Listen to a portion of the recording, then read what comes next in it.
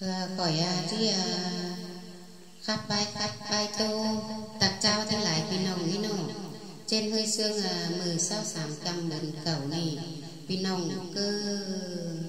Thái Lan mương thành có mấy ỉn mương bạt trên mưa giao điều văn nhỉ văn hóa tôi cần là mương bạt yên chầu các bà cả mới khỏi các bà hư khỏi hư là nhân nghi là bịa bên đi lại phải ỉn phải muôn tôi vì nồng mới trên pi nông mương tây hâu nhú mương lao mương tây mương quẩy mương thành mương bạt mương lo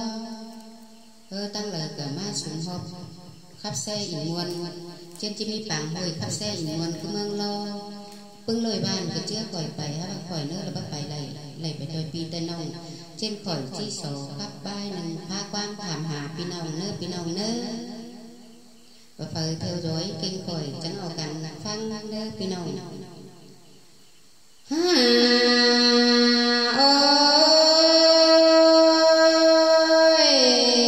nữa na cái nô anh ba quang sườn ninh lo chiếc pháp bày tỏi đố lom mà con nên khót bát tàn vì naวันนงđã chỉ phá phải ta chỉ về quốc gia đủ con lớn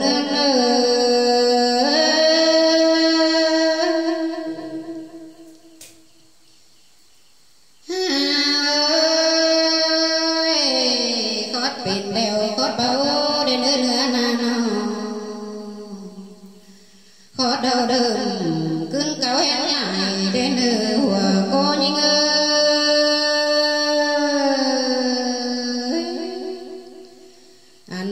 quần nhìn na nô chỉ sợ ta cả tất cả cùng mũ đúng phùng bà đây nơi tên cả bà bên ông trùng mũ lại con còn nữa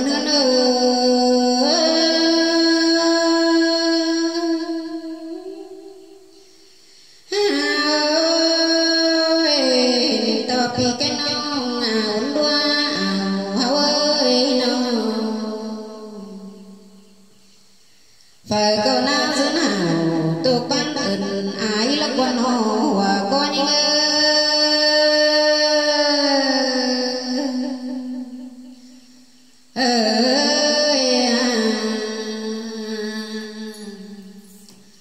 anh đã có chiếc số nó tạc trao pi nông tê lô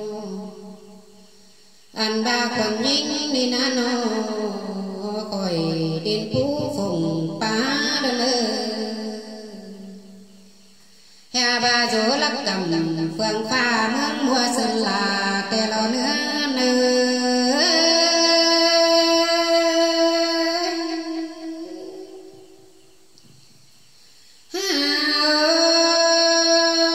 nhưng có e đuổi thừng má bóng thòng múa số má bằng nghề số ná nô hiện to phải có bể quám hạt hát trà cơn đê xài con ơn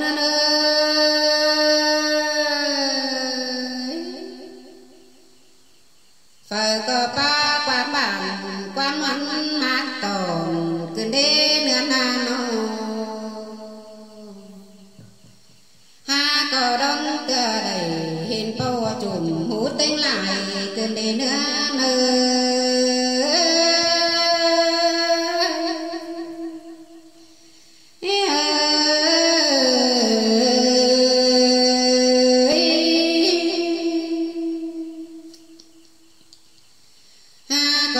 sò dài qua khảo hạ tạc trao phùng bà con nữa na nó ha có chiếc sò bát tàn tạc toan người ý mương thể con nữ hòa có những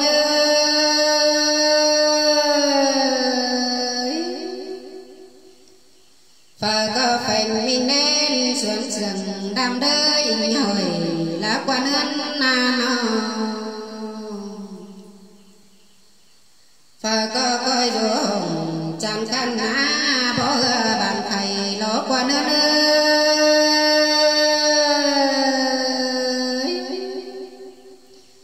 anh đi là quá bạn phải nương điều phụng ta đã trăm nhắm xem cầu lỡ qua nâu ha có sao tham khảo hầu bàn về mương của đình lao còn lớn hơn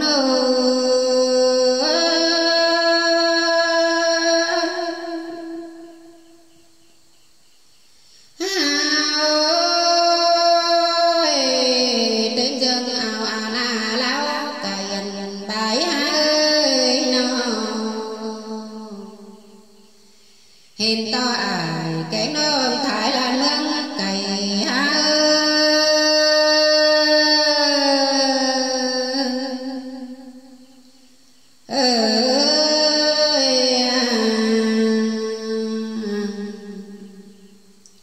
anh đi là quá hiện to bao cái lao nó chậm bà hừa bên bàn hoàng hầu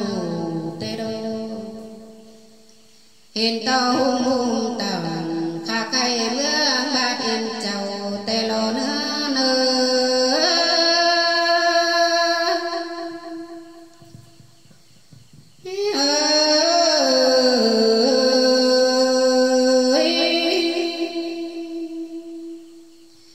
đừng chớ khẩu phúng phùng hú lái men bừa lá quá bên nhau hiện to bém sửa nên nhom nhưng chân mương sàn ha ơi làm thầy nữa ngà bên phòng bá chế nhô tua nó quá bé ngà màu lương chữ chế cũng sầm qua chùa cho bón téo giảm cơn đề nữa nữa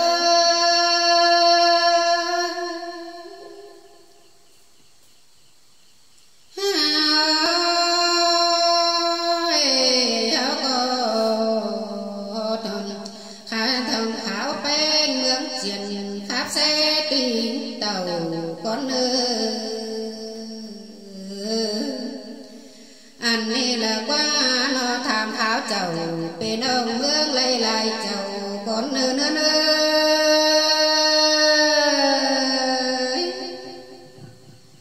ha có chào quán để chúc mừng tên hào con nữ bé ngàn nâu hiện to là vợ dồn bàn nghề nhân tính sườn có đến hùa có những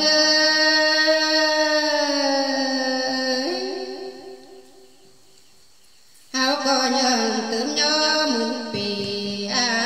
nó hao có nhân tướm nhớ mừng bì na phải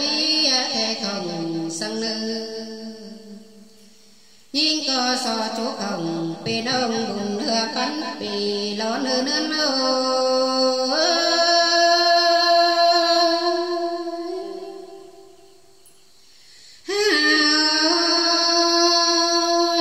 hao có bùn đi sương chờ đầu áo lên nơ bé nhà nó ha có so cao tầng ta quăng trùng mũ mua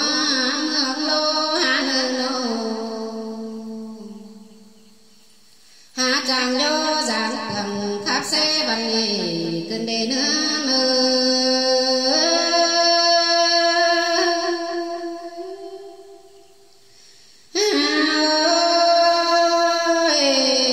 chàng kể qua muôn lại phường cơn đề nữa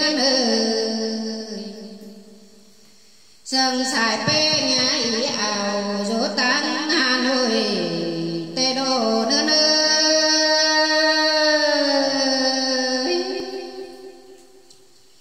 ăn ba trang ba tần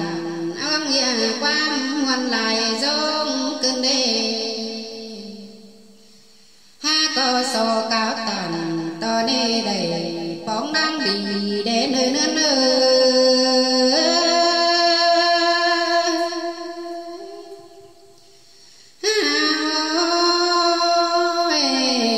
sông ma nó chỉ so chúc buồn mưa bưng pi nong tê lo và có coi dù hồng táng tao nguồn pháp sẽ chiều để nữ nương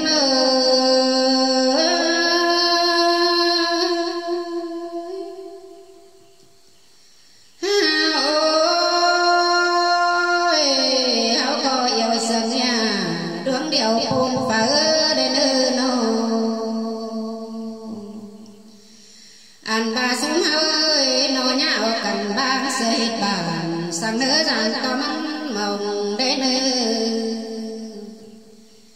sum hậu na nô hao nhạo cần bang sẽ không hăng hậu nữ giàn to không hậu sầu tê lô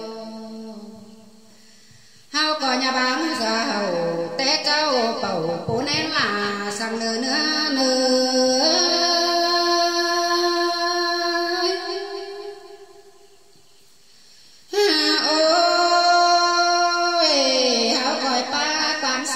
giáng du nha huệ sang nữ nô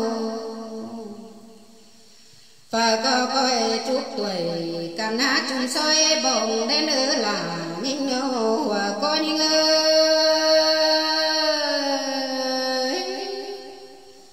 hảo có sân xài bên ý ảo du đô đại cùng đến nữ anh ba quần nhìn na nó chỉ so chút bùn mũ cô pi nông tê lô